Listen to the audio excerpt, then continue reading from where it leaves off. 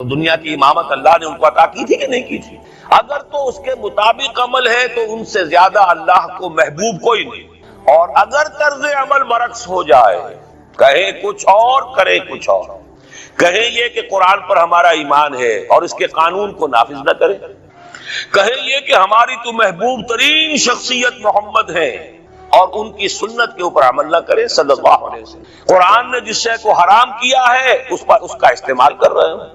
اگر طرز عمل یہ ہو اور یہ طرز عمل اس حد کو پہنچ جائے کہ دنیا تانے دے یہ مسلمان کہاں اسلام دنیا میں ہمیں دکھاؤ، کہاں اسلام، یہ مسلمان کیا اسلام پر کاربند ہے؟ جارج برنارڈ شاہ نے کہا تھا کہ میں جب قرآن پڑھتا ہوں تو محسوس کرتا ہوں اس سے بہتر کتاب کوئی ممکن نہیں، لیکن جب مسلمانوں کو دیکھتا ہوں تو محسوس کرتا ہوں ان سے زیادہ ذلیل قوم دنیا میں کوئی نہیں۔ یہ کنٹراسٹ ہے جو اپنے وجود سے پیش کر رہے ہیں۔ کیا اس کی وجہ سے لوگ اسلام کی طرف راغب ہوں گے یا اسلام سے متنفر ہوں گے؟ کیا ہمارا منہ ہوتا ہے ہم باہر جاتے ہیں، اسی لیے ہم تو تبلیغ، میں تو کم سے کم وہاں جا کر جو مسلمان کھوئی ہوئی بھیڑیں ہیں امت محمد صلی اللہ علیہ وسلم کی، انہی کو ریکلیم کرنے کی کوشش کرتا ہوں، جیسے کہ حضرت مسیح نے کہا تھا میں تو بنی اسرائیل کے گھرانے کی کھوئی ہوئی بھیڑوں کی تلاش میں آیا ہوں۔ میرا منہ نہیں ہے کہ میں وہاں کسی امریکن سے بات کروں، وہ یہ کہے گا تم اپنا گھر تو سنوارو، فزیشن ہیل تھائی سیلف، تم ایک چھوٹا سا ملک نہیں چلا سکتے، تم نے اس کا بیڑا غرق کر کے رکھ دیا ہے، تم نے اسے کورٹ آف وارڈ بنوا دیا ہے آئی ایم ایف کا۔ ہاں یہاں تو گھڑی گھڑی جو ہے قرقمین آتے ہیں آئی ایم ایف کے اور ورلڈ بینک کے قرقی کرنے کے لیے، ہر روز ایک نئی قرقی ہو رہی ہے، ہر روز جو ہے آج پھر گاڑیوں کا کرایہ بڑھ رہا ہے، بجلی کا کرایہ بڑھ، قرقی ہو رہی ہے۔ عوام کے اندر جو بھی راہسا رہ گیا اسے بھی چوسنے کا اور کشید کرنے کے لیے ایک حکومت کو گرا دو، وہ تو بدنام کر دی گئی، دوسری حکومت لے آؤ اس کے ہاتھ میں کچھ کام کروا لو، وہ بدنام ہو جائیں گے تو ان کو بھی ہٹا دینا۔ ان کا کیا کھیل ہے؟ یہ کھیل کھیلتے رہیں گے اور اس میں یہ ہے کہ اپنی قرقیاں کرتے چلے جائیں۔ یہ حال اب کیا میرا منہ ہے کہ میں جا کر وہاں بات کروں؟ تم اپنے گھر کو دیکھو، تم اپنے ملک کو دیکھو، ایک وہ ہے جنہیں تصویر بنا آتی ہے، ایک تم ہو کہ لیا اپنی بھی صورت کو بگاڑ۔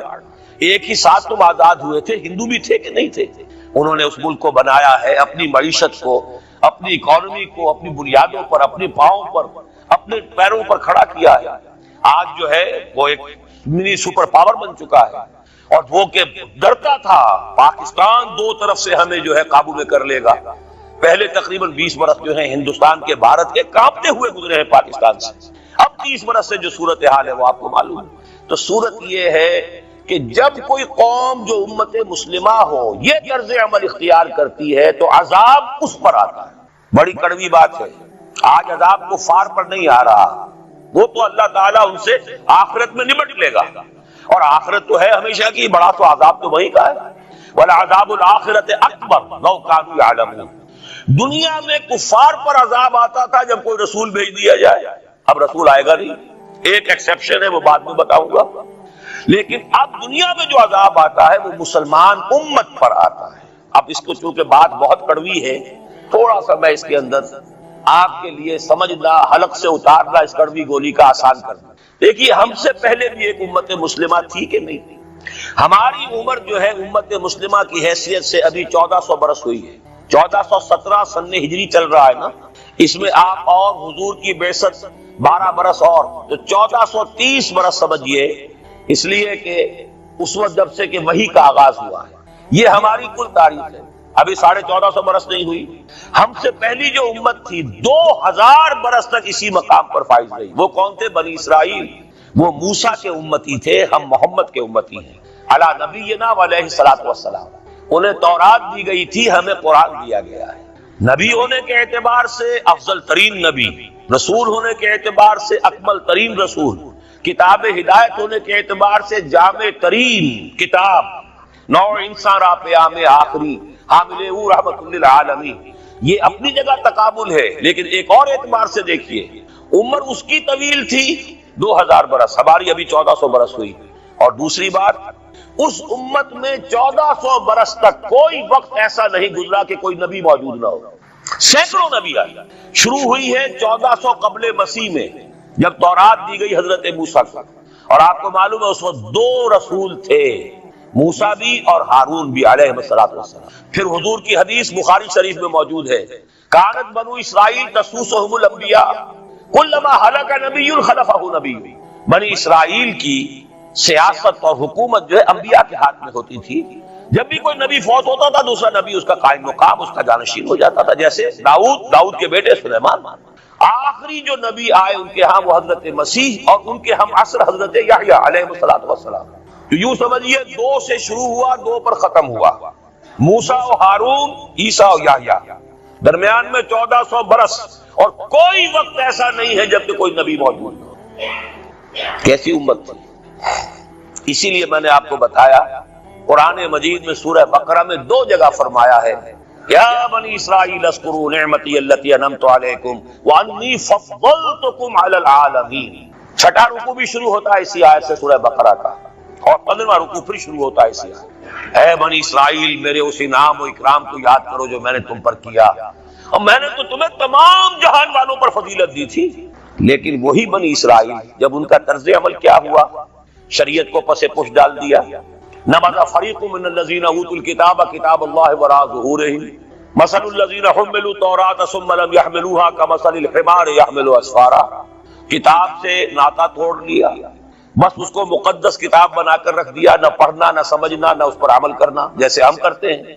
ایصال ثواب کی محفلوں میں کام آتا ہے، یا بچیوں کو وہ جہیز میں دینے کے کام آتا ہے، یا قرات کی محفلیں ہوتی ہیں، مقابلے ہوتے ہیں۔ اللہ اللہ خیر صدہ قرآن مجید سے ہمارا کیا سلوکار رہ گیا ہے۔ بہایا کشترا کار جزی نیست کہ از یاسین او آساب امیری، عیاشیاں کرتے تھے، بدماشیاں کرتے تھے، غلط کام کرتے تھے، لیکن انہیں خیال یہ تھا کہ ہم چونکہ ابراہیم کی نسل سے ہیں، موسیٰ کی امت میں سے ہیں، نحن ابناء اللہ واحباؤہ، ہم تو اللہ کے بیٹوں کے مانند ہیں، بڑے چہیتے ہیں۔ اسی پر اللہ نے فرمایا فَلِمَ يُعَذِّبُكُم بِذُنُوبِكُم بَلْ أَنتُم بَشَرٌ مِّمَّنْ خَلَقَ۔ ایسے ہی تم چہیتے اور لاڈلے ہو تو اللہ تعالیٰ تمہیں عذاب کیوں دیتا رہا ہے؟ تمہیں نیبوکڈنیزر کے ہاتھوں پٹوایا، 600 قبل مسیح میں، یوں سمجھیے تقریباً وسط میں آتا ہے یہ معاملہ، 1400 قبل مسیح میں تورات دی گئی، اور سمجھیے کہ 1 مسیحی میں حضرت مسیح آ رہی ہے 30 سن عیسوی میں، ان کے درمیان تقریباً وسط میں اشیریوں کے ہاتھوں پٹوایا اور اب بابلیوں کے ہاتھوں پٹوایا۔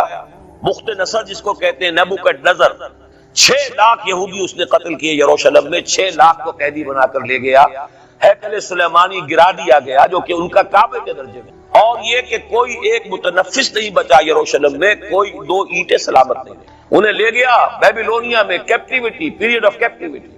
وہاں سے واپس آئے، توبہ کی انہوں نے، حضرت عزیر علیہ السلام کی دعوت توبہ جو ہے توبہ کی منادی کے نتیجے میں، تو پھر اللہ نے انہیں ایک موقع اور دیا، اور ان کی ایک بڑی عظیم سلطنت قائم ہوئی، مکابی سلطنت، اور پھر ٹیمپل جو ہے دوبارہ بنا، یہ جو سیکنڈ ٹیمپل کہلاتا ہے، دوسری تعمیر جو ہوئی ہیکل سلیمانی کی، اس کو بھی پھر دوبارہ جب ان کے ہاں وہی لچھن آئے، میں تجھ کو بتاتا ہوں تقدیر امم کیا ہے، شمشیر و ثنا اول، طاؤس و رباب آخر، جب وہی لچھن ہو گئے پھر عذاب کے کوڑے پڑے، پہرے گریکس کے ذریعے، یونانیوں کے ذریعے، پھر رومنز کے ذریعے، اور سن 70 عیسوی میں وہ دوسرا ہیکل سلیمانی بھی مسمار کر دیا گیا، اور انہیں فلسطین سے نکالا دے دیا گیا، نکل جاؤ یہاں سے۔ تقریباً یوں سمجھیے کہ 1917 تک، سن 70 سے 1917 تک کتنے ہو گئے؟ 1850 برس ہو گئے تقریباً، 1850 برس یہ لوگ پھر فلسطین میں داخل نہیں ہو سکے، اور وہ ہیکل سلیمانی آج تک بھی پڑا ہوا ہے منہدم، سوائے اس کی ایک دیوار کے جسے یہ ویلنگ وال کہتے ہیں، وہاں جاتے ہیں رو دھو کر آ جاتے ہیں۔ اب تو خیر ان کا قبضہ ہے، جانا آنے کا سوال نہیں رہا، ورنہ 1967 سے پہلے بھی اجازت لے کر جاتے تھے، ماتم کر کے آ جاتے تھے، اس لیے کہ یروشلم جو ہے اس پر قبضہ تو ان کا ہو گیا تھا، لیکن مشرقی علاقہ ہے وہ، اور اس پر ابھی عربوں کا زیادہ تسلط تھا، اب وہ ختم ہو رہا ہے۔ معلوم ہوا کہ وہی قوم جو ہے، جو چہیتی بھی تھی، لاڈلی بھی تھی، خیر الامم تھی، انی فضلتکم علی العالمین کا مصداق تھی، جس پر انعامات تھے، اکرام تھا، جنہیں حضرت داؤد اور سلیمان کی سی حکومتیں دی گئیں، ان سب کا معاملہ کیا ہوا؟ غلط عمل کی وجہ سے، برعکس رویے کی وجہ سے،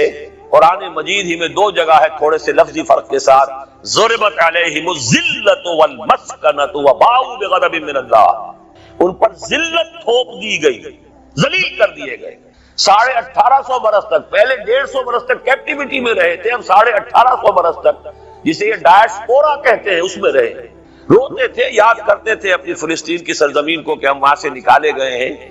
وہ بھی حضرت عمر نے اجازت دی تھی جا کر، جبکہ یروشلم جو ہے ہینڈ اوور کیا ہے وہاں کے عیسائیوں نے، حضرت عمر کے حوالے کیا ہے رضی اللہ تعالیٰ عنہ، تو حضرت عمر نے انہیں آ کر زیارت کرنے کی اجازت دی، ورنہ زیارت کی اجازت بھی نہیں تھی، عیسائیوں نے روکا ہوا تھا، نو جیو کوڈ انٹر جیروشلم۔ اور وہ جو معاہدہ کیا تھا عیسائیوں نے حضرت عمر سے، یہ ان کی طرف سے شرط تھی کہ آپ یہاں یہودیوں کو آباد ہونے کی اجازت نہیں دیں گے، لیکن کم اینڈ وزٹ، آئیں زیارت کریں اور جائیں، لیکن یہاں آباد نہیں ہوں۔ یہ قوم جو اونچی تھی، بڑی تھی، فضلتکم علی العالمین تھی، لیکن وہی قوم ضربت علیہم الذلۃ والمسکنۃ وباؤوا بغضب من اللہ کے غضب کو لے کر لوٹے۔ یہ ہے اصل میں وہی معاملہ جو آج ہمارے ساتھ ہے۔ اللہ کا قانون تو غیر جانبدار ہے، وَلَن تَجِدَ لِسُنَّتِ اللَّهِ تَحْوِيلًا وَلَن تَجِدَ لِسُنَّتِ اللَّهِ تَبْدِيلًا۔ اللہ کا قانون قوموں اور امتوں کے لیے بدلتا نہیں، وہی صورت ہے۔ ہمیں بھی کہا گیا کنتم خیر امت اخرجت للناس، تم بہترین امت ہو جسے دنیا والوں کے لیے نکالا گیا ہے۔ تمہارا کام کیا ہے؟ ہم تو جیتے ہیں کہ دنیا میں تیرا نام رہے، کہیں ممکن ہے کہ ساقی نہ رہے جام رہے۔ ہمارا کام تو تھا اس اسلام پر عمل کرے اور دنیا کو دعوت دے، اپنے عمل میں بھی گواہی دے، آؤ دیکھ لو ہم جو کچھ کہہ رہے ہیں یہ تھیوری نہیں ہے، یہ صرف لفاظی نہیں ہے، یہ شاعری نہیں ہے۔ اگر محمد رسول اللہ نے فرمایا صلی اللہ علیہ وسلم سید القوم خادمہم، آؤ دیکھ لو مدینے میں ہمارا خلیفہ عمر فاروق خادم ہے کہ نہیں ہے؟ کیا کوئی بادشاہ ہے؟ کیا اس نے کوئی محل بنایا ہے؟ کیا اس کے لیے کوئی خدم و حشم ہے؟ کیا اس کے لیے کوئی باڈی گارڈ ہے؟ کچھ بھی نہیں۔ جیسی جھونپڑیاں دوسروں کی ہے ویسی جھونپڑا اس کا ہے، جیسے پیبند لگے ہوئے کپڑے دوسروں کے ہیں، بلکہ دوسروں کے بہتر بھی ہوں گے، اس کے کپڑوں میں پیبند لگا ہوا ہے، اس کے نام سے قیصر و کسریٰ کے درباروں میں لرزہ ہے، لیکن اس کی سادگی کا عالم یہ، آؤ دیکھو، see with your own eyes, come here, see it۔ یہ اگر ہم کرتے اور کر سکتے، جب تک کرتے رہے تو ہم سے اونچا کوئی نہیں، اللہ کا ہم سے بڑھ کر محبوب کوئی نہیں، ہم سے زیادہ امت مرحومہ اور کوئی نہیں۔ لیکن جب ہم نے برعکس روش اختیار کی تو کیا ہوا؟ جیسے انہیں پٹوایا گیا تھا ایشورینز کے ہاتھوں، ہمیں پٹوایا گیا سب سے پہلے جو صلیبیوں کے ہاتھ، کروسیڈرز، کئی لاکھ مسلمان قتل ہوا کروسیڈز کے اندر۔ جب پہلی مرتبہ عیسائیوں نے قبضہ کیا یروشلم پر، تقریباً 90 برس 88 برس عیسائیوں کے قبضے میں رہا ہے، اب وہ دوبارہ چلا گیا یہودیوں کے قبضے میں۔ اس وقت جو ہے اتنا قتل عام ہوا تھا عربوں کا اور مسلمانوں کا یروشلم میں کہ جب فاتحین کے گھوڑے داخل ہوئے ہیں شہر کے اندر تو گلیوں کے اندر ان کے گھٹنوں تک خون کی نہر بہ رہی تھی۔ اس کے بعد آیا فتنہ تاتار، کروڑوں مسلمان قتل ہوئے، یہ لاکھوں کی بات نہیں، کروڑوں مسلمان۔ پورا روسی ترکستان کا علاقہ ختم ہوا، افغانستان ختم ہوا، ایران ختم ہوا، عراق ختم ہوا، 4 عظیم مملکت، اور آخری خلیفہ بنو عباس کا وہ کھسیٹ کر نکالا گیا اپنے محل سے، مستعصم باللہ۔ ویسے تو نسل تو حضور کے چچا کی نسل سے تھا، عباسی تھا، حضرت عباس رضی اللہ تعالی عنہ کی نسل سے ہے، مستعصم باللہ، لیکن اس کو گھسیٹ کر نکالا گیا جانور کی کھال کے اندر لپیٹ کر، اور تاتاریوں نے اپنے گھوڑوں کے سموں تلے اسے کچل دیا۔ وہ دن اور آج کا دن پھر امت مسلمہ کی قیادت عربوں سے چھین لی۔ اس کے بعد اللہ نے پھر کرم فرمایا، پھر کچھ اولیاء اللہ کے ذریعے سے، کچھ صوفیاء کے ذریعے سے اتنا بڑا معجزہ ہو گیا، جیسا کہ حضرت عزیر علیہ السلام کے ذریعے سے ہوا تھا کہ یہود میں دوبارہ انابت اللہ، توبہ کا جذبہ پیدا ہو گیا۔ ایسے ہی کچھ صوفیاء کرام کے ذریعے سے، نیک لوگوں کے ذریعے سے، اللہ والوں کے ذریعے سے، وہی تاتاری جنہوں نے کروڑوں مسلمانوں کو قتل کیا تھا خود مسلمان ہو گئے۔ ہے آیا فتنہ تاتار کے افسانے سے، پاسباں مل گئے کعبے کو صنم خانے سے۔ پھر غلبہ ہوا، پھر ترکوں کی عظیم حکومت قائم ہوئی، ترکان تیموری، Terken Usmani, Terken Seljuqi, Terken صفوی۔ عرب تو معزول ہو گئے تھے، لیکن ترکوں کی زیر قیادت پھر گریٹ آٹومان امپائر میں قائم ہوئی۔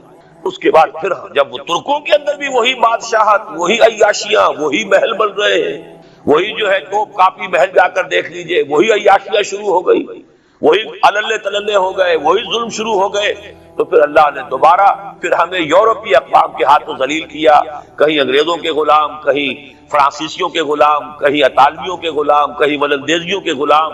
پورا عالم اسلام اس صدی کے آغاز میں پہلی جنگ عظیم کے بعد پورا عالم اسلام غلامی میں تھا، سوائے نجد کا ایک علاقہ تھا کہ نجد میں ابھی تیل برآمد نہیں ہوا تھا، ورنہ سب سے پہلے پنجے وہاں گڑتے ہیں، وہاں ریت میں جا کے لینا کیا تھا۔ باقی تو یہ ہندوستان غلام ہے، انڈونیشیا غلام ہے، سب کے سب یہ جاوا، سماٹرا چلتے جائیے سب غلام ہیں۔ اس کے بعد ایران چاہے براہ راست غلامی نہیں تھی لیکن انگریزوں کے انتداب میں تھا، کنٹرول انہی کا تھا۔ عراق پر انگریزوں کا کنٹرول تھا۔ اسی طریقے سے یہ ساری جو عرب مملکتیں ہیں یہ انگریزوں کے زیر اثر تھی، اور یا یہ کہ فرانسیسیوں کے زیر اثر تھی۔ شمالی افریقہ یا فرانسیسیوں کا تھا یا اسپین کا تھا، اور یا یہ کہ اطالویوں کا تھا لیبیا۔ یہ حال ہمارا ہوا۔ یہ ہے اصل سبب اور یہ ہے معاملہ جس میں اب میں آخری بات اس موضوع پر کہہ دینا چاہتا ہوں۔ یہ پروسیس بہت جلد ایک بہت بڑی کلائمیکس کو اور بہت بڑی انتہا کو پہنچنے والا ہے۔ وہ انتہا کیا ہے؟ دیکھیے، میں نے جو کہا تھا کہ ایک استثناء ہے، ایک قوم ایک امت ایسی ہے کہ جس نے اپنے رسول کو رد کیا اور اسے ہلاک نہیں کیا گیا۔ حضرت نوح کی قوم غرق، حضرت ہود کی قوم ختم، حضرت صالح کی قوم ختم، حضرت شعیب کی قوم ختم، آل فرعون ختم۔ یہود وہ امت ہے کہ معزول تو ہو گئی، جیسے ہی حضور آ گئے قرآن لے کر معزول ہو گئے۔ جیسے کوئی ایک منصب ہے، اس منصب سے معزول کر دیے گئے، قتل نہیں کیا گیا، زندہ رکھا گیا۔ منصب تو اب قرآن آ گیا، محمد رسول اللہ آ گئے صلی اللہ علیہ وسلم، اور کعبے کے گرد ایک نئی امت۔ وَكَذَلِكَ جَعَلْنَاكُمْ أُمَّةً وَسَطًا لِتَكُونُوا شُهَدَاءَ عَلَى النَّاسِ وَيَكُونَ الرَّسُولُ عَلَيْكُمْ شَهِيدًا۔ اگرچہ یہ امت 600 برس قبل قتل اور ختم ہونے کی مستحق ہو چکی تھی، کیوں؟ 600 برس قبل آئے تھے حضرت مسیح علیہ السلام، اور قرآن میں بھی ہے اور موجودہ بائبل میں بھی ہے کہ حضرت مسیح کو اسرائیل ہی کی طرف بھیجا گیا۔ صرف سورہ آل عمران میں ہے رسولاً الی بنی اسرائیل۔ یہ تو صرف محمد رسول اللہ صلی اللہ علیہ وسلم ہے جنہیں پورے عالم انسانیت کی طرف بھیجا گیا، کوئی اور رسول تمام انسانوں کے لیے مبعوث نہیں ہوا۔ اور ابھی بائبل میں موجود ہے کہ میں صرف اسرائیل کے گھرانے کی کھوئی ہوئی بھیڑوں کی تلاش میں آیا ہوں۔ اسی لیے میں نے کہا تھا میں بھی امریکہ وغیرہ جاتا ہوں تو یہ اپنے پاکستانی ہندوستانی بھائی جو ہیں، یہ کھوئی ہوئی بھیڑیں وہاں جا کر جو ہیں وہ گم ہو گئی ہیں، ان گمشدہ بھیڑوں کی تلاش۔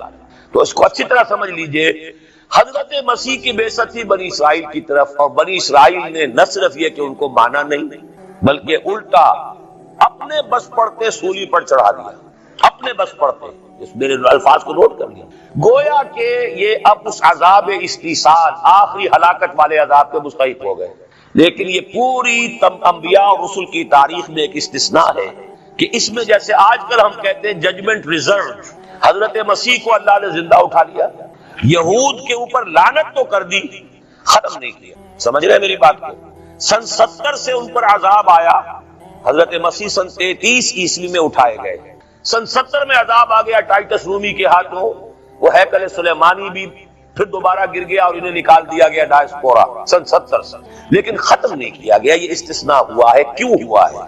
یہ بات پھر دوسری میری آج کی گفتگو میں بڑی کڑوی بات ہے، بہت کڑوی بات ہے۔ یہ جو دوسری امت جو جس سے کہ میں اور آپ ہیں، اور جو بہترین امت ہے، کنتم خیر امت، یہ جب طرز عمل وہی اختیار کرے گی جو یہودیوں نے کیا تھا، ان کو سزا ان ملعونوں کے ہاتھوں دلوائی جائے گی۔ بات سمجھ لیجئے میری۔ آپ کو معلوم ہے پھانسی کا پھندا کون ڈالتا ہے؟ چوڑا۔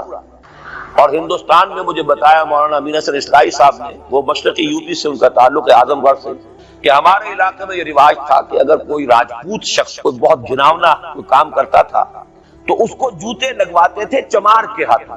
راجپوت کے سر پر راجپوت کا جوتا پڑا تو چلیے جوتا تو ہے لیکن ہے تو راجپوت کا، لیکن جب راجپوت کے سر پر چمار کا جوتا پڑتا تھا، جسے انگریزی میں ہم کہتے ہیں to add insult to injury, ایک تو تکلیف ہو رہی ہے جوتے کی اور ایک انسلٹ ہو رہی ہے کہ چمار کا جوتا ہے، تو یہ گویا کہ بدترین سزا ہو گئی۔ یہ امت جتنی اونچی ہے، جس کے رتبے ہے سوا، اس کی سوا مشکل ہے، جس کا مقام بلند ہے، اسی اعتبار سے ان کو پھر سزا بھی سخت ملتی ہے۔ صاف فرما دیا اللہ تعالیٰ نے سورہ احزاب میں، اے نبی کی بیویوں تم عام لوگوں کی طرح نہیں ہو، لستم کاحد من النساء، لستن کاحد من النساء، اگر تم نے کوئی غلط حرکت کی دوہرا ثواب عذاب ملے گا۔ اور بات صحیح ہے، جن کے رتبے ہے سوا ان کی سوا مشکل ہے۔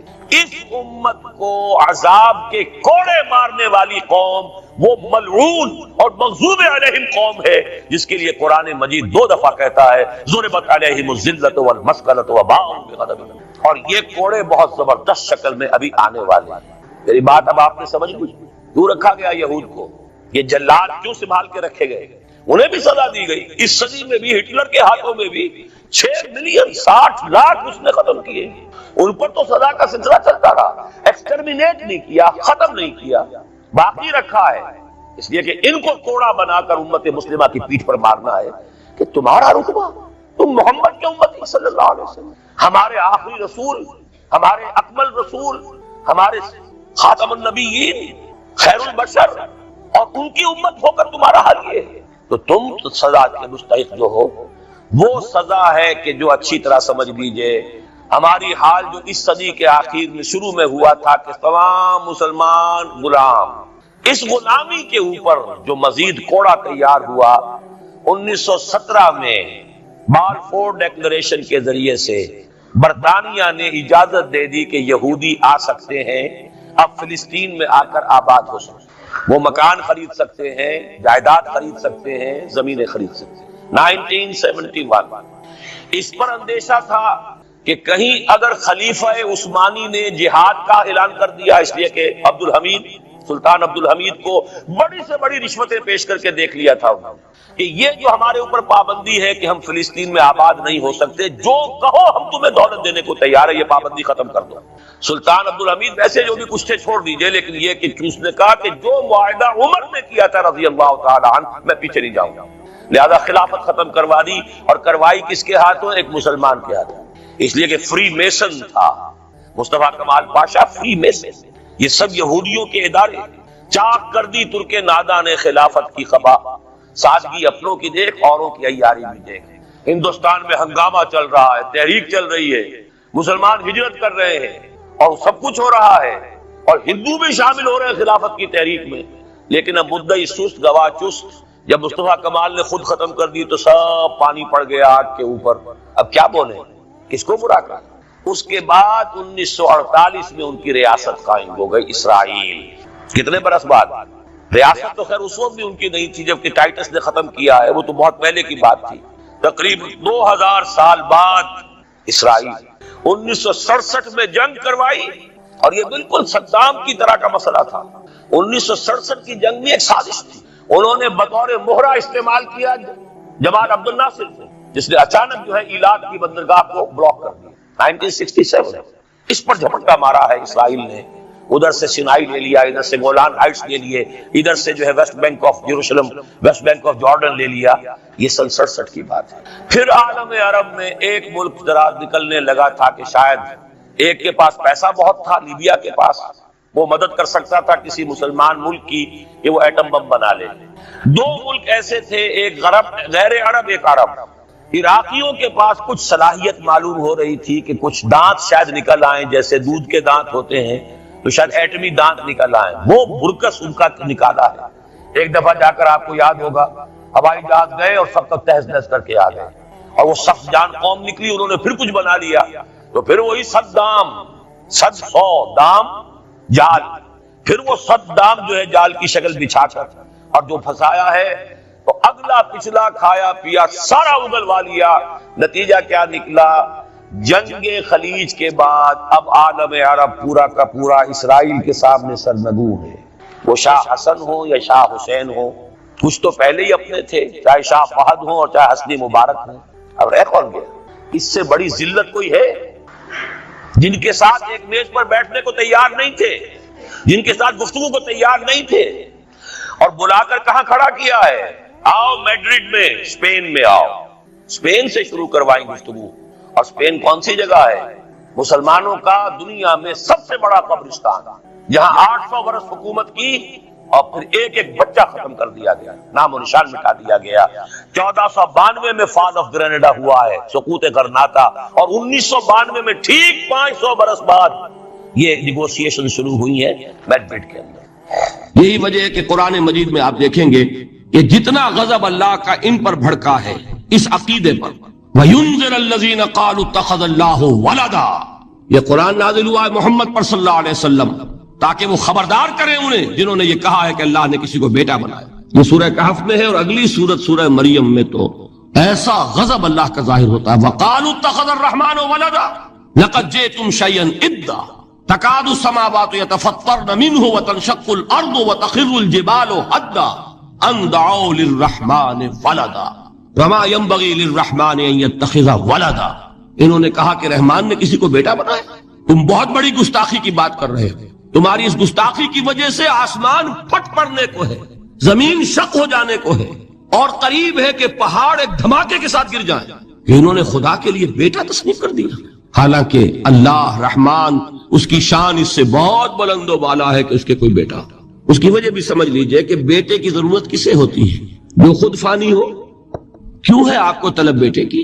ہم نہ ہوگے ہمارا نام زندہ رہے. یہ ایک اٹرنل ہونے کی خواہش ہے، انہیرنٹ. نام چلے گا، اسی لیے بیٹی سے آدمی سمجھتا ہے کہ نام نہیں چلتا. یہ طلب جو ہے بیٹے کی کیوں ہے؟ بیٹے سے نسل چلتی ہے. اس کی ضرورت کس کو ہے؟ جو خود فانی ہے. وما ينبغي للرحمن ان يتخذ ولدا، جو خود باقی ہے ہمیشہ کے لیے، اس کو کوئی احتیاج ہے. تو آپ نے بات سمجھ لی. میں بہت مختصر بات کروں گا. اسی طریقے سے حضرت ابراہیم کی نسل سے تھے جو مکے کے لوگ اور عرب کے لوگ، بنی اسماعیل. جو موحد کامل تھا ابراہیم، جس کو اتنی مرتبہ سند ملی وما کان من المشرکین، ان کی نسل میں وہ لوگ تھے جنہوں نے فرشتوں کو خدا کی بیٹیاں بنا دیا. یہ جو ان کی دیویاں تھیں یہ مؤنث، لات، عزا، منات، یہ سب کیا مؤنث نام ہے. انہوں نے یہ کہا کہ فرشتے جو ہیں وہ خدا کی بیٹیاں. اصل میں عقیدہ کیسے ہوتا ہے؟ انہوں نے کہا بڑے لاڈلے ہیں، لاڈلی ہوتی ہے بیٹی بہت زیادہ، تو یہ خدا کی بیٹیاں ہیں. ہوتے ہوتے ان کا یہ عقیدہ ایسا پکا ہوا کہ بجائے استعارے کے اب انہوں نے حقیقت بنا دیا یہ خدا کی بیٹی. ان پر قرآن مجید نے کئی جگہ پر ذرا ایک لطیف انداز میں تنزیہ پیرائے میں بھی کہا ہے کہ بھائی تم نے خوب کیا. انہوں نے الاٹ کیا تو بیٹا تو کیا، تم نے اللہ کو الاٹ کی تو بیٹیاں کی جو تمہیں خود پسند نہیں. الکم البنون، تمہارے لیے بیٹے ہو، ولہ البنات، اور اس کے لیے بیٹیاں. یہ تو ذرا ایک لطیف انداز ہے، تنزیہ پیرایا ہے. لیکن ان تینوں کو اب آپ ایک جگہ کر لیجئے. بیٹا بیٹی قرار دینے کا شرک یہ کیا ہے؟ شرک فی الذات، ہر اعتبار سے اللہ کا مثل بنا دینا، ہم کف بنا دینا، ہم پلہ بنا دینا، ذات میں شریک کر دینا. یہ بدترین شرک ہے. یہی وجہ ہے دیکھیے قرآن مجید کی عظیم ترین سورت کون سی ہے؟ سورہ اخلاص، جو 1/3 قرآن کے مساوی حضور نے قرار دیا، جس کو ثلث قرآن کے مساوی، وہ در حقیقت اسی شرک کی نفی پر ہے. قل هو اللہ احد اللہ الصمد لم یلد ولم یولد ولم یکن لہ کفوا احد. یہی آیا اس میں سورہ بنی اسرائیل کی آیت آخری میں نے سنائی تھی. وقل الحمد للہ الذی لم یتخذ ولدا، کہو کہ کل شکر اور کل تعریف اس اللہ کے لیے جس نے کسی کو اپنا بیٹا بیٹی نہیں بنایا. ولد دونوں پر جاتا ہے، اولاد جیسے آپ کہتے ہیں، اولاد بیٹا بیٹی شریک ہوتے ہیں، نہ اس کا کوئی بیٹا نہ اس کی کوئی بیٹی، نہ وہ جنا گیا نہ اس نے کوئی جنا. ایک قسم تو یہ ہوئی شرک فی الذات کی. دوسری قسم کیا ہے؟ یہ ان مذاہب میں ہوئی ہے جو نبیوں اور رسولوں کی طرف نسبت نہیں رکھتے بلکہ فلسفیانہ مذاہب ہیں. ہندوستان کے اکثر مذاہب فلسفیانہ ہیں. فلسفیانہ مذاہب میں یہ شرک فی الذات کس شکل میں پیدا ہوا؟ 2 شکلیں پیدا ہوئی، ایک ہماؤست اور ایک حلول. حلول کیا ہے؟ اللہ نے کسی انسان کے اندر اپنے آپ کو حل کر دیا، انسانی شکل میں وہ خود ظاہر ہو گیا. اوتار کا عقیدہ، انگلش میں گاڈ انکارنیٹ. عیسائیوں میں بھی حضرت مسیح کو گاڈ انکارنیٹ بھی قرار دیا جاتا ہے. خود خدا نے یہ شکل اختیار کر لی. رام چندر جی ہوں، کرشن جی مہاراج ہوں، کیا ہے؟ یہ اوتار ہیں. اللہ نے ان میں حلول کیا یا اللہ نے ان کی شکل میں ظہور کیا. سمجھ میں آ گیا؟ اور ایک عقیدہ کیا ہے؟ یہ بڑا فلسفیانہ مسئلہ ہے، دیکھیے بڑا ٹیڑھا مسئلہ ہے یہ، لیکن میں اس وقت اس کی تفصیل میں نہیں جاؤں گا، بہت باریک باتیں ہو جائیں گی. مسئلہ کیا ہے کہ اگر خدا کو مان لے تو پھر سوال یہ ہے کہ خدا نے اس کائنات کو کیسے پیدا کیا. یہ ایک سوال آتا ہے ذہن میں، جس کے نہیں آتا وہ کہے گا پاگل پن ہے، خامخواہ اس پر کیوں سوچتے ہیں. لیکن جس کے ذہن میں سوال آ گیا اس کے لیے بڑی مصیبت ہو جاتی. وہ تو سوچتا ہے، انسان کا اختیار نہیں ہوتا اپنے ذہن پر. وہ لاکھ رو کے اسے مت سوچو، وہ اور سوچے گا. یہ مصیبت ہے فلسفیوں کی. کیسے پیدا کیا؟ اب ایک تصور تو یہ ہے کہ جیسے یہ میز ہے، بڑھئی نے بنایا اس کو، بڑھئی علیحدہ ہے، میز علیحدہ ہے. لیکن اس میں یہ بات ماننی پڑے گی کہ پہلے کوئی چیز تھی جس سے میز بنائی. لکڑی تو تھی نا، اس سے میز بنائی. لہذا ہندوؤں میں ایک عقیدہ یہ ہے کہ خدا بھی قدیم، مادہ بھی قدیم. خدا نے اس مادے سے یہ شے بنا دی، مادے سے یہ بنا دی. وہی مٹی کی تغاری ہوتی ہے، کمہار اس سے کوئی رکابی بنا دیتا ہے، کوئی وہ ہنڈیا بنا دیتا ہے، کوئی گھڑا بنا دیتا ہے. مٹی تو ہے نا پہلے. تو مادہ بھی قدیم، خدا بھی قدیم، اور مادے سے خدا نے یہ شکلیں بنا. ٹھیک، یہ بھی سنویت ہو گئی، توحید تو ختم ہو گئی. تو جن لوگوں کا ذہن تھا توحیدی لیکن اس مسئلے میں الجھ گئے، انہوں نے ایک اور شکل تجویز کی کہ خدا خود ہی اس شکل میں تبدیل ہو گیا. کیسے؟ جیسے برف پگھلتی ہے تو پانی بن جاتا ہے. پانی کہاں سے آیا؟ برف سے. اب کوئی پوچھے برف کہاں ہے؟ بھائی یہی پانی ہے، یہی برف ہے یا نہیں؟ اسی پانی کو آگ کے اوپر آپ نے رکھ دیا، وہ بھاپ بن گئی. اب آپ کہیں برف کہاں ہے، پانی کہاں ہے؟ یہی بھاپ جو ہے یہی در حقیقت پانی ہے، یہی بھاپ جو ہے یہی برف ہے. یہ ہے وہ ہماؤس پینتھیزم جس کو انگریزی میں کہتے ہیں کہ خود خدا نے روپ دھار لیا اس کائنات کا. یہ دو فلسفے ہیں. کیا ہے یہ؟ بدترین شرک. پہلی اگر شکل ہے تو وہ انسان خدا قرار پا گیا، جس کو اوتار مانا وہ خدا ہو گیا کہ نہیں. اور دوسری شکل میں تو ہر چیز ہی خدا ہے، یہ بھی خدا، یہ بھی خدا، پتھر بھی خدا، درخت بھی خدا، ہر چیز خدا. اس لیے کہ وہ برف پگھلی ہے تو پانی بنا ہے. وہ پانی چاہے زیر زمین آ رہا ہے، وہ پانی چاہے زمین کے اوپر دریا کی شکل میں آ رہا ہے، یا زمین میں سوتے چل رہے، پانی تو وہی برف ہے جو پہاڑوں پر ہمالیہ پر پڑا ہوا، وہی پگھل رہا ہے، یہ کچھ بن رہا. یہ ہے شرک فی الذات کی دوسری قسم جو دنیا میں رہی، پینتھیزم اور انکارنیشن، یا حلول اور ہماؤس. سمجھ میں آگے؟ اب میں ایک بات آپ سے عرض کروں گا. اللہ کا اس امت پر بہت بڑا فضل ہے جس کا آپ کو شکر ادا کرنا چاہیے. اس نوع کے شرک سے یہ امت 15ویں صدی شروع ہو جانے کے باوجود تاحال بحیثیت مجموعی محفوظ ہے. میں نے بحیثیت مجموعی کہا ہے. کوئی افراد یا عوام الناس یا جوہلا یا شعراء یا نعت گو وہ مبالغہ آرائی میں کوئی بات کہہ دیتے ہو تو وہ علیحدہ بات ہے. لیکن مسلمانوں میں کوئی مستند فرقہ اور اس کے جو مستند عقائد ہیں ان میں الحمدللہ آج تک ایسی کوئی چیز شامل نہیں. اس کا جب آپ تقابل کریں گے نا، آپ کا کیا خیال ہے عیسائیوں کو حضرت مسیح سے کتنی محبت تھی؟ اس کا تقابل کیجئے جو محبت مسلمانوں کو رہی حضور کے ساتھ. عیسائیوں کی محبت عشر عشیر نہیں بنے گی. اس محبت کے باوجود کہ ہمیں 10 گنا 100 گنا 1000 گنا زیادہ محبت ہے حضور کے ساتھ، لیکن دیکھیے کہ انہوں نے خدا کا بیٹا بنا دیا. یہاں کسی نے حضور کے بارے میں یہ بات آج تک کہی؟ یہ بہت بڑا کنٹراسٹ ہے نا. یہ در حقیقت عقیدت اور محبت کا غلو ہوتا ہے. تو عقیدت اور محبت کی کمی تو یہاں بھی نہیں، الحمدللہ ان سے زائد ہے. لیکن الحمدللہ ثم الحمدللہ ثم الحمدللہ خدا کا بیٹا تو کسی نے نہیں بنایا. اچھا میں ایک اور کنٹراسٹ آپ کو دکھاتا ہوں تاکہ آپ اللہ کا شکر کریں. حضرت علی کی کیا نسبت ہے حضور کے ساتھ؟ نبی اور امتی. حضرت علی کو خدا کہنے والے پیدا ہوئے کہ نہیں؟ بتائیے نا کیا وجہ ہے کہ علی کو خدا کہنے والے پیدا ہوئے لیکن محمد کو خدا کہنے والا پیدا نہیں ہوئے صلی اللہ علیہ وسلم ورضی اللہ تعالی عنہ. بہت اہم بات ہے، غور کیجئے گا. حالانکہ حضرت علی کا رتبہ کہاں، حضور کا کہاں. آج بھی آپ دیکھیے آپ کے جاہل عوام کے زبان پر نعرہ یا علی مدد کا ہوتا ہے، یا محمد مدد کسی نے کہا آج تک؟ یہ یا محمد لکھنے کے کام آتا ہے. صرف وہ مسجد پہ لکھ دو تاکہ پتہ چل جائے یہ فلاں فرقے کی مسجد ہے، دوسرا خود ہی بھاگ جائے وہاں سے. یہ صرف اس کام کے لیے ہے. باقی جہاں اصل میدان میں بات آتی ہے کوئی نعرہ لگاتا ہے یا محمد مدد، محمد کا رتبہ اونچا یا علی کا، تو ان سے کیوں نہیں مدد مانگی؟ یہ سوالات آپ کے سامنے رکھ رہا ہوں میں. پھر یہ کہ جس طریقے سے کہ غوث اعظم کو پکارا جاتا ہے، کیا محمد کو پکارا جاتا ہے؟ کیا نسبت ہے؟ حضرت علی تو پھر بھی صحابی ہے، خلیفہ چہارم ہے، حضور کے چچا داد بھائی ہے، داماد ہے. غوث اعظم تو بہرحال وہ نسبت تو نہیں ہے. دیکھیے میں اس کا تعلق جوڑتا ہوں ختم نبوت سے. جس طرح اللہ نے خصوصی حفاظت فرمائی ہے قرآن کی، اسی طرح خصوصی حفاظت فرمائی ہے محمد الرسول اللہ. یہ اسپیشل پروٹیکشن ہے، ورنہ نہیں ہو سکتی تھی. یہ خصوصی تحفظ ہے اللہ کا. یہاں بگاڑ پیدا ہو جائے تو صحیح کون کرے گا؟ حضرت مسیح کی اصل حقیقت تو حضور نے آگے بتا دی. ذالک عیسی ابن مریم قول الحق الذی فیہ یمترون ما کان للہ ان یتخذ ولدا سبحانہ. یہ حضور نے آ کر حضرت مسیح کی حقیقت بیان کر دی کہ نہیں؟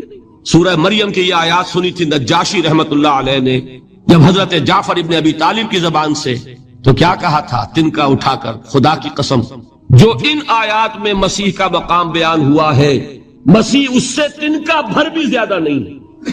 لیکن اگر محمد الرسول اللہ کو خدا کا بیٹا بنا دیا گیا ہوتا یا خدا بنا دیا گیا ہوتا تو کون آتا اس کی اصلاح کا؟ جیسے قرآن مجید کا تحفظ ہے ایسے ہی محمد الرسول اللہ کا تحفظ ہے۔ وہ تحفظ ہوا کیسے ہے؟ جتنا قرآن مجید نے ایمفیسائز کیا حضور کی بشریت کو، قل انما انا بشر مثلکم، اے نبی ان کو بتاتے رہیے، بار بار بتائیے کہ مجھے کچھ اور نہ بنا لینا، میں بھی بشر ہوں، انسان ہوں۔ ہاں مجھ پر وحی ہوتی ہے، تم پر نہیں ہوتی، یہ فرق ہے۔ میں رسول ہوں، تم نہیں ہو۔ یہ بات میں ذرا اور مسئلہ میں واضح کروں گا، ابھی صرف یہ نوٹ کیجئے کہ یہ تحفظ جو ہے، جیسے قرآن کو تحفظ دیا لیکن اس کے لیے ذرائع بھی ہے نا۔ یہ حفظ قرآن کا سلسلہ جو ہے یہ اس کا ذریعہ بنا، یہ رمضان میں تراویح جو ہے اس کا ذریعہ بنی۔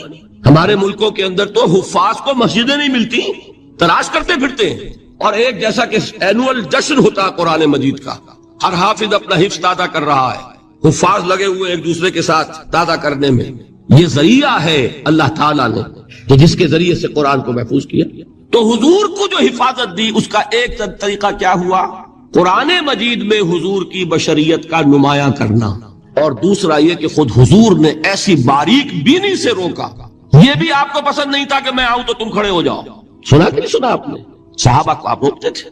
ایک صحابی کی زبان سے نکل گیا ما شاء اللہ و ما شئت، جو اللہ چاہے اور جو آپ چاہیں، فوراً ٹوک دیا اجعلتنی للہ ندًا، کیا تم نے مجھے خدا کا مد مقابل بنا دیا؟ مشیت صرف اس کی ہے۔ یہ روک ٹوک، یہ وہ چیزیں ہیں کہ جس کی بنا پر اللہ نے تحفظ عطا کیا۔ یہ جو آپ نے فرمایا میری قبر کو کسی جلسے اور جشن کا مرکز نہ بنا لینا، فرمایا کہ نہیں فرمایا؟ اللہ تعالیٰ لعنت فرمائے بنی اسرائیل پر کہ انہوں نے اپنے نبیوں کی قبروں کو تو میلہ گاہ بنا لیا۔ یہ ساری وہ ہیں، یہ تحفظات ہیں، یہ بچاؤ ہے۔ یہ امت کو متنبہ کیا جا رہا ہے کہ محبت اور عقیدت کا غلو جیسے پہلے ہوا، یا اہل الکتاب لا تغلو فی دینکم، اے کتاب والو اپنے دین میں غلو سے کام نہ۔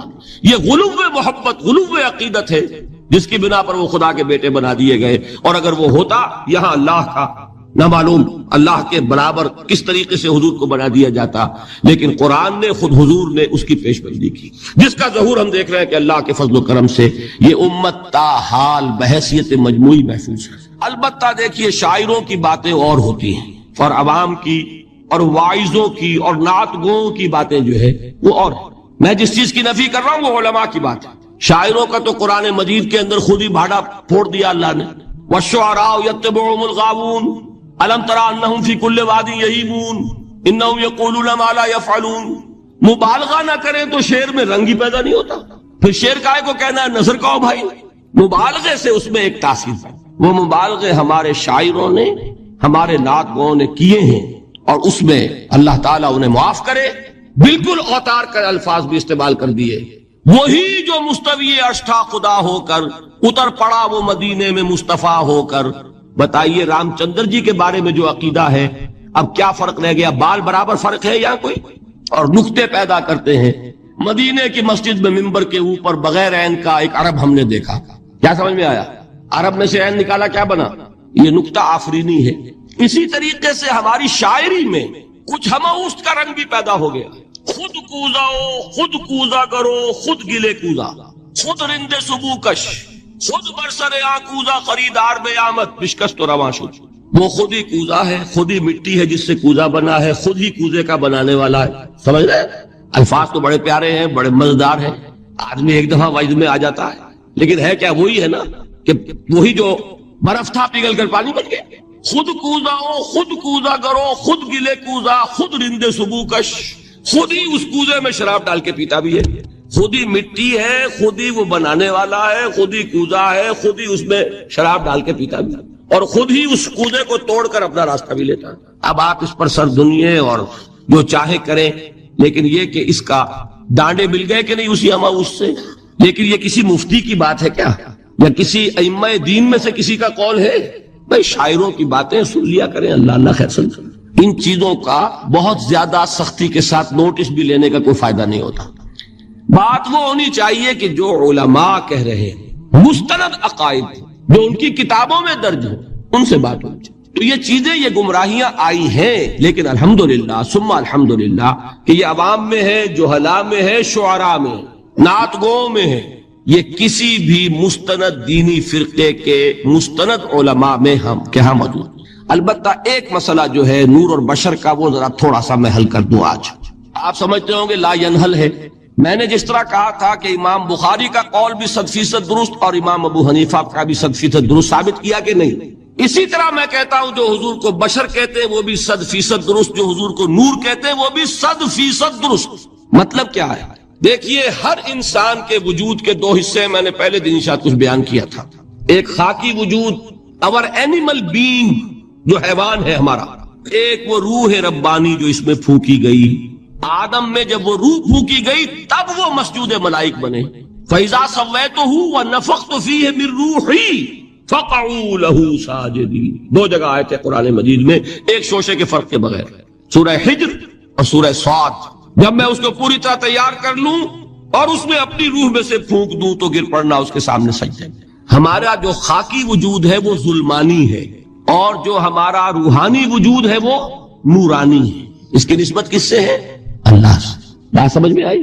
لیکن ہم نے اپنے اس نورانی وجود کو اپنے خاکی ظلمانی وجود میں دفن کیا ہوا ہے، اور محمد الرسول اللہ صلی اللہ علیہ وسلم کا وہ نورانی وجود آپ کے اس خاکی وجود پر اس درجے غالب تھا کہ وہ خاکی وجود معدوم کے درجے میں ہے، لیکن وہ حضور صلی اللہ علیہ وسلم پر اثر انداز نہیں ہو سکتا۔ وہی خاکی وجود ہے جسے ہم نفس کہتے ہیں، نفس غلبہ کر سکتا ہے محمد پر صلی اللہ علیہ وسلم۔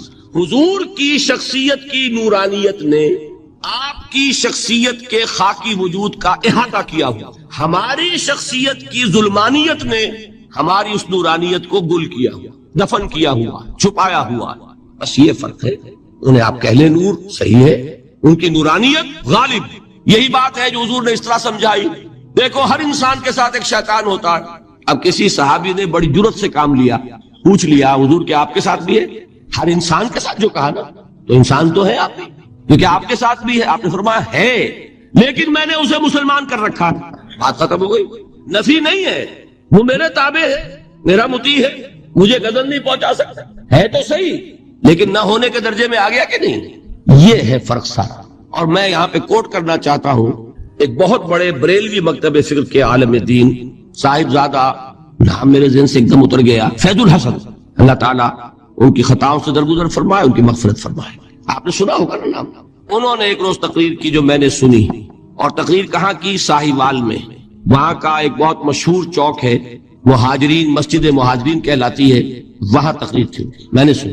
ان کے الفاظ یہ تھے کہ کیا آپ لوگ ہمیں جاہل سمجھتے ہیں؟ کیا ہمیں عربی نہیں آتی؟ کیا ہم نے قرآن نہیں پڑھا جس میں بار بار یہ لکھا ہوا ہے کہ حضور بشر ہیں؟ حضور بشر ہیں، لیکن اصل میں ہم حضور کی بشریت کو نمایاں کرنے کو سوء ادب سمجھتے ہیں۔ بات سمجھیے آپ نے، اس قدر پیاری بات ہے۔ انہوں نے کہا کہ آپ کے باپ کا نام کیا ہے؟ عبد الرحمان۔ آپ عبد الرحمان کہہ کے پکارتے ہیں انہیں؟ ابا جان۔ ابھی آپ نے وہ آیات سنی، حضرت ابراہیم نے اپنے مشرک باپ کو یا ابت ہے، یا ابت ہے، بڑا پیارا ترجمہ کیا، ابا جان، ابا جان۔ کیا نام لیں گے؟ آپ کے باپ کا نام ہے، نام نہیں لیتے آپ، کیوں؟ ادب کی وجہ سے۔ اسی وجہ سے ہم در حقیقت حضور کی بشریت کو نمایاں کرنے کو سوء ادب سمجھتے ہیں، ورنہ کوئی ہم جاہل ہیں، ہمیں عربی نہیں آتی، ہم نے قرآن نہیں پڑھا، اب جانتا ہے کہ وہ بشر۔ بات سمجھ میں آئی؟ کتنی آسانی سے مسئلہ حل ہوتا، بشرطے کہ نیت حل کرنے کی ہو۔ آخر آمنہ کے بیٹے ہیں، عبداللہ کے بیٹے ہیں، عبد المطلب کے پوتے ہیں، بچپن آپ پر گزرا ہے، لڑکپن آپ پر گزرا ہے، نوجوانی آپ پر آئی ہے، جوانی آپ پر آئی ہے، شادی آپ نے کی ہے، اولاد آپ کی ہے۔ کون بے وقوف احمق ہوگا کہ جو آپ کی بشریت کا انکار کرے؟ لیکن یہ کہ جس طریقے سے اس کو بیان کیا جاتا ہے وہ ایک مسئلہ بن گیا اختلافی، وہ رد و قضا اور کھینچ تان۔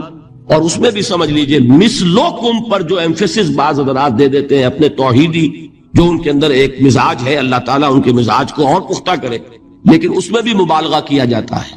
ایک حدیث مجھ سے سنیے جس میں حضور نے مثل کا انکار کیا۔ مثلکم کا مطلب اگر کسی نے یہ سمجھا کہ بالکل ہم جیسے ہیں تو بہت بڑی مغالطہ ہے۔ حضور صوم وصال سے منع فرماتے تھے، خود رکھتے تھے۔ صوم وصال کیا ہے؟ آج روزہ رکھا، شام کو افطار نہیں کیا، وہی روزہ رات بھر چل رہا ہے، اگلے دن بھی چل رہا ہے، شام تک کو جا کے پھر کھولا تو 2 دن کا صوم وصال ہو گیا۔ اگلے دن بھی نہیں کھولا، چلا تو 72 گھنٹے کا صوم وصال ہو گیا۔ یہ کیا ہے؟ صوم وصال۔ خود رکھتے تھے اور صحابہ کو روکا۔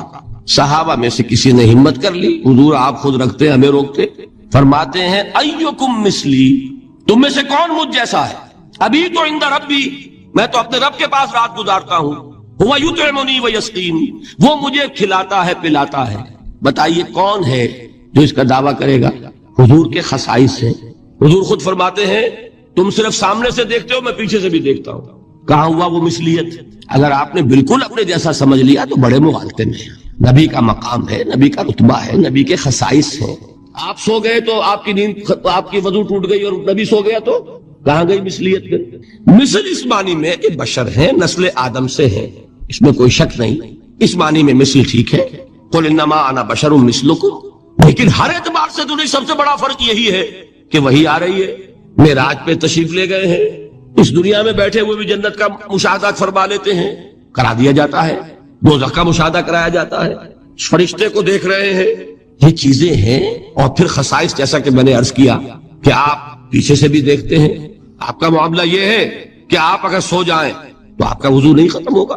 یہ ساری چیزیں جو ہے ان سب کو بیلنس کیجئے تو معلوم ہوگا کہ آپ بشر بھی ہیں 100% درست، لیکن آپ کی وہ نورانیت، آپ سراج منیر، ہدایت کا روشن چراغ، آپ کی جو روح انور ہے، وہ آپ کے اس جسدی وجود پر اس طریقے سے حاوی ہے کہ گویا کہ اس نے اس کی ظلمانیت کو ختم کر کے رکھ دیا۔ اس معنی میں کوئی کہے نور مجسم تو مجھے کوئی اعتراض نہیں۔ یہ ہے ان چیزوں کو جمع کرنے کی شکل، خام خواہ کی کھینچ تان کے سوا کچھ نہیں۔ بہرحال یہ پہلا حصہ ختم ہوا، شرک فی الذات۔ اب آئیے شرک فی الصفات۔ میں نے عرض کیا تھا کہ یہ ایک بڑا علمی مسئلہ ہے اور اس میں ٹھوکر لگ جاتی ہے۔ وجہ کیا ہے اس کو سمجھ لیں۔ بنیادی بات، ہماری زبان جو ہے وہ بہت محدود ہے۔ ہماری ہی زبان ہے جسے اللہ نے ذریعہ بنایا اپنی ہدایت کا، ورنہ ہمارے پلے نہ پڑتی بات، ظاہر ہے نا۔ لیکن ہماری زبان کی محدودیت ہے۔ اس محدودیت کا ایک مظہر یہ ہے کہ ہم جو الفاظ اللہ کے لیے بطور صفت استعمال کرتے ہیں وہی الفاظ مخلوقات کے لیے بھی کر لیتے ہیں۔ اللہ موجود، ہم بھی موجود۔ اللہ زندہ، ہم بھی زندہ۔ اللہ علیم، تو انسان علیم بھی علیم نہیں، علامہ بھی ہے کہ نہیں؟ یہ تو بڑا مبالغے کا لفظ ہے، انسان علامہ ہے کہ نہیں؟ اللہ دیکھتا ہے، بصیر ہے، ہم بھی بصیر ہیں۔ اللہ سنتا ہے، سمیع ہے، ہم بھی سنتے ہیں۔ اللہ کو قدرت حاصل ہے، کچھ ہمیں بھی حاصل ہے۔ ایک مکہ مارا تھا حضرت موسیٰ نے، جان نکال دی تھی کہ نہیں؟ ہے نا کچھ نہ کچھ۔ اللہ چاہتا ہے، ہم بھی چاہتے ہیں۔ اسی دیکھیے چاہت میں وہ ہو گیا تھا جس پر روک دیا حضور نے، ما شاء اللہ وما شئت اجعلتنی للہ ندا، کیا تم نے مجھے اللہ کا مد مقابل بنا دیا؟ دھوکہ ان الفاظ کے اشتراک کی وجہ سے لگ جاتا ہے۔ بات سمجھ میں آئی؟ اب اس میں فارمولہ میں نے عرض کیا تھا کہ ایک نوٹ کر لیں تو مسئلے سارے حل ہو جائیں۔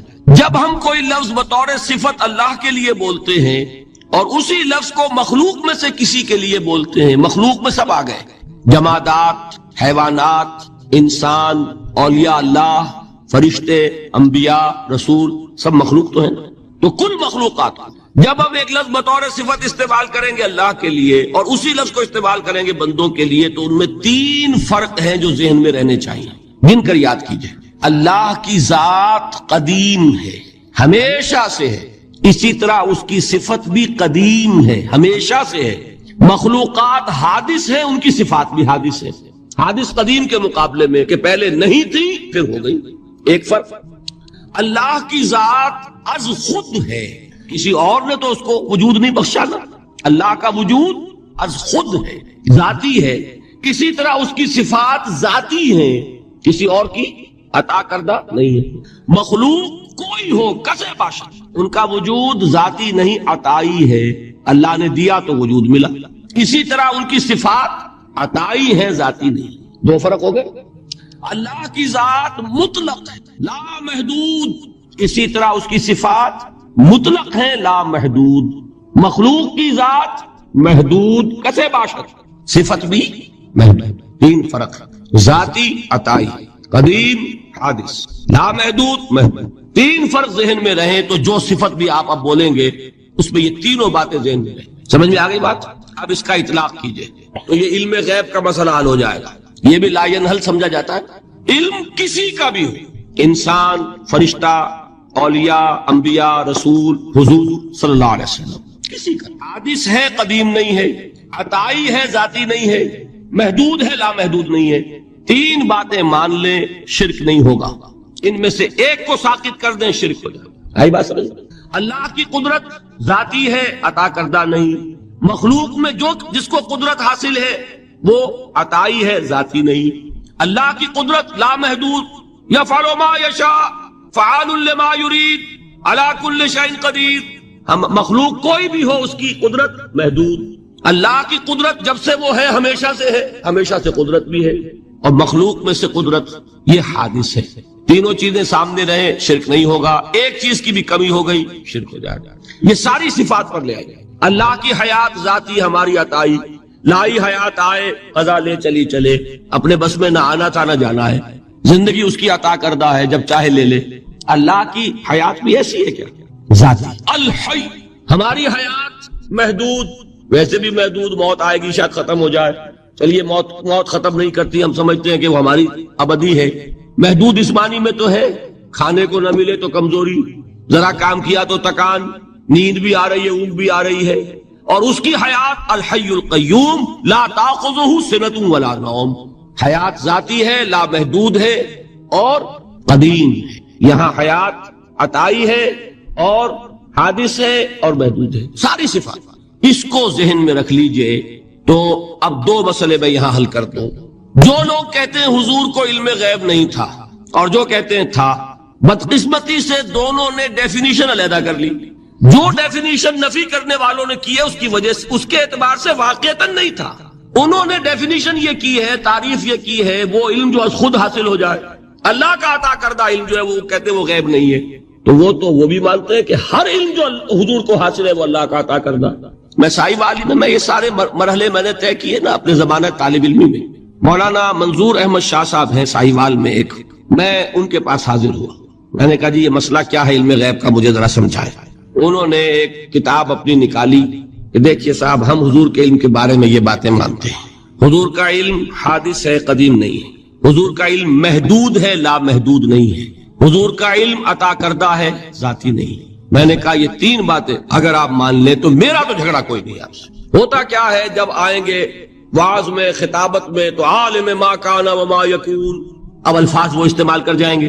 ایک واعظ ہے، عام مقرر ہے، واہ واہ ہوتی ہی نہیں، نعرے لگتے ہی نہیں، محفل میں گرمی آتی نہیں جب تک کہ ایسے مبالغے نہ کریں. لیکن وہ چیز لکھی ہوئی ان کے ہاں ہے کہ حضور کا علم حادث ہے، قدیم نہیں ہے. حضور کا علم محدود ہے، لا محدود نہیں ہے. حضور کا علم عطائی ہے، ذاتی نہیں ہے. ان تینوں چیزوں کے بعد کوئی بڑے سے بڑا وہابی اور بڑے سے بڑا اہل حدیث بھی انکار نہیں کرتا. باقی یہ بات جان لیجئے کہ غیب اور حضور یا شہادہ یہ در حقیقت عام انسانوں کے اعتبار سے الفاظ استعمال ہوئے. جب قرآن میں کہا جاتا عالم الغیب والشہادہ، اللہ غیب اور جو ظاہر ہے یا موجود ہے سب کا جاننے والا ہے، تو مجھے بتائیے اللہ کے لیے کوئی غیب ہے؟ اللہ کے لیے کوئی شے غیب ہے؟ تو کیوں کہا جا رہا ہے عالم الغیب والشہادہ؟ وہ ہمارے اعتبار سے کہا جا رہا ہے. جو تمہارے لیے غیب ہے اللہ اس کو بھی جانتا ہے، اور جو تمہارے سامنے اللہ اسے بھی جانتا ہے. اللہ کے لیے تو کل شہادہ ہے. کسی شے کا لا یعزب عنہ مثقال ذرۃ فی السماوات والارض، آسمانوں اور زمین کا ایک ذرہ بھی اس سے غائب نہیں ہوتا. غیب کا وجود کیا اللہ کے. تو یہ الفاظ مستعمل ہے ریلیٹو ہمارے اعتبار سے، اور ہمارے اعتبار سے جو شے غیب ہے اس میں سے ایک حصہ اللہ دیتا ہے نبی کو، تبھی تو نبی بنا. فرشتے کو دیکھا، فرشتہ ہمارے لیے غیب ہے. جنت دکھائی کہ نہیں دکھائی، ہمارے لیے غیب ہے کہ نہیں ہے. دوزخ کا مشاہدہ کرایا کہ نہیں کرایا، ہمارے لیے وہ غیب ہے کہ نہیں ہے. جو چیزیں ہمارے لیے غیب ہیں انہی کے پردے اللہ کچھ اٹھاتا ہے. کل غیب نہیں. کل غیب کا علم ہو جائے گا تو وہ شرک ہو جائے گا. کل کا لفظ جہاں آیا شرک ہوا. جب آپ کہہ رہے ہیں محدود ہے، لا محدود نہیں ہے، تو کل کا لفظ استعمال نہیں کر سکتے. لیکن غیب میں سے کچھ علم دیا گیا تبھی تو نبی بنا، ورنہ میرے اور نبی میں فرق کیا ہوا پھر؟ البتہ یہ کہ وہ غیب کا علم ہو یا حاضر کا علم ہو، سائنٹیفک نالج ہو یا وحی کا علم ہو، کوئی بھی علم ہو، آیت الکرسی کے الفاظ نوٹ کیجئے، یعلم ما فی السماوات و ما فی الارض، وہ جانتا ہے. ولا یحیطون بشیء من علمہ الا بما شاء، مخلوق میں سے کوئی بھی اس کے علم میں سے احاطہ نہیں کر سکتا مگر جتنا وہ چاہے. اب یہ بات علیحدہ ہے کہ ہم کون ہے طے کرنے والے کہ ناپیں بیٹھ کر کے اللہ نے ابراہیم کو کتنا علم دیا. ہم ناپ سکتے ہیں؟ عیسیٰ کو کتنا دیا ہم جان سکتے ہیں؟ تو ابراہیم کا، موسیٰ کا، عیسیٰ کا نہیں ناپ سکتے تو محمد الرسول اللہ کا کہاں ناپیں گے؟ یہ پاگل پن ہے، یہ ہے جو غلطی ہوتی ہے۔ ہم کون ہے طے کرنے والے؟ اللہ نے اپنے نبی کو دیا جو دیا، بات ختم۔ کل نہیں کہیں گے، کل کہا شرک ہو جائے گا، ذاتی کہا شرک ہو جائے گا۔ عطائی ہے، جو دیا اللہ نے دیا، اور کل نہیں دیا، جتنا چاہا دیا، ہے حادث قدیم نہیں۔ تینوں چیزوں مان لیجئے تو شرک کا کوئی شائبہ نہیں۔ باقی جہاں ایک طرف قرآن میں وہ آیات ہیں کہ اللہ کے غیب کو کوئی نہیں جانتا،